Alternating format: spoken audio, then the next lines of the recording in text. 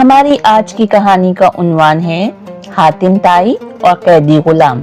आइए इसी उन्वान के तहत आज की खूबसूरत कहानी सुनते हैं। सहरा की तपती दोपहर थी। दूर दूर तक रेत के टीले सूरज की किरणों में दहक रहे थे। कबीला ताई अपने सरदार हातिम ताई की क़यादत में शिकार से वापस लौट रहा था। रास्ते में एक अजीब मंजर ने हातिम की तवज्जो खींच ली। एक शख्स जंजीरों में जकड़ा गर्दो गुबार से अटा हुआ नंगे पांव रेत पर घिसट रहा था और इसके साथ एक सख्त चेहरे वाला सिपाही घोड़े पर सवार था। हातिम फौरन आगे बढ़े।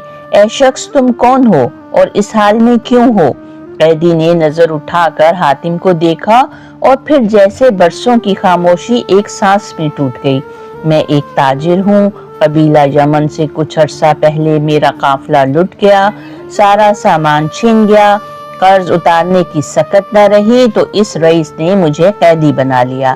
अब मुझे बाजार में बेचने ले जाया जा रहा है। हातिम के चेहरे पर दर्द की परछाइयां लहराने लगी। उन्होंने सिपाही से पूछा, कितना कर्ज है इस पर? सिपाही ने नखुवत से कहा, 50 दिनार। हातिम ने एक लम्हे की भी देर न की।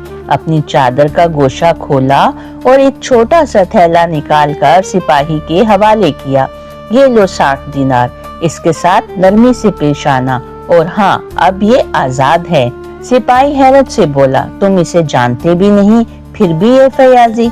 हातिम ने मुस्कुराकर जवाब दिया, हम किसी की इसलिए मदद नहीं करते कि वो हमें जानता हो, बल्कि इसलिए कि हम अल्लाह को जानते हैं।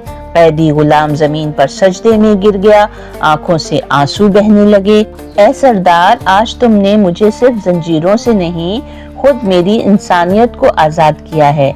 हातिम ने इसे थामा, गले लगाया और कहा, अगर तुम कभी दोबारा संभल जाओ तो किसी और की मदद करना, यही असल सखावत है।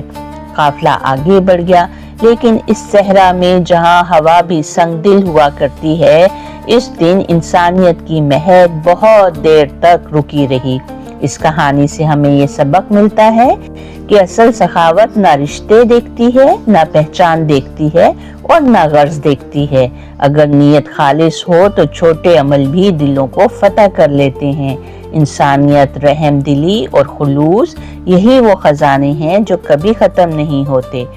अगर आप इस तरह की कहानियां सुनना चाहते हैं तो हमारे चैनल को सब्सक्राइब और लाइक कीजिए।